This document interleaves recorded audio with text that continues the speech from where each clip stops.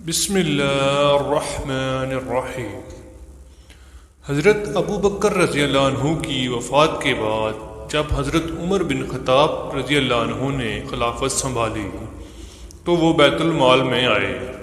وہاں آ کر انہوں نے لوگوں سے پوچھا کہ حضرت ابو بکر رضی اللہ عنہ کیا کیا کرتے تھے، تو لوگوں نے بتایا کہ وہ نماز سے فارغ ہو کر کھانے کا تھوڑا سا سامان لے کر ایک طرف کو نکل جاتے تھے۔ آپ رضی اللہ عنہ نے پوچھا کہ کہاں جایا کرتے تھے، تو لوگوں نے کہا یہ نہیں پتا، بس اس طرف کو نکل جایا کرتے تھے۔ حضرت عمر رضی اللہ عنہ نے کھانے کا سامان لیا اور اس طرف کو نکل گئے۔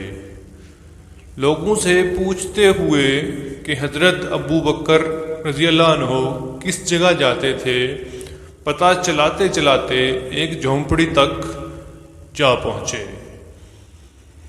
وہاں جا کر دیکھا کہ ایک بوڑھا آدمی ہے جو اپنی دونوں آنکھوں سے اندھا ہے۔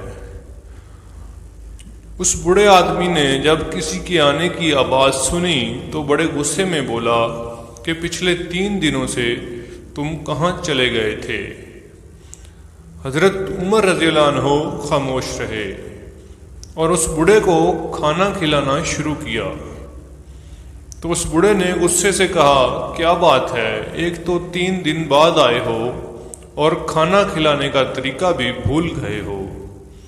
حضرت عمر رضی اللہ عنہ نے جب یہ سنا تو رونے لگے اور اس بوڑھے کو بتایا کہ میں عمر ہوں اور وہ جو آپ کو کھانا کھلاتے تھے وہ مسلمانوں کے خلیفہ ابو بکر رضی اللہ عنہ تھے اور وہ وفات پا چکے ہیں۔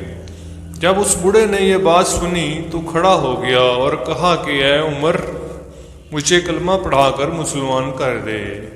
پچھلے 2 سال سے وہ آدمی روز میرے پاس آتا ہے اور کھانا کھلاتا ہے، ایک دن بھی اس نے مجھے نہیں بتایا کہ وہ کون ہے۔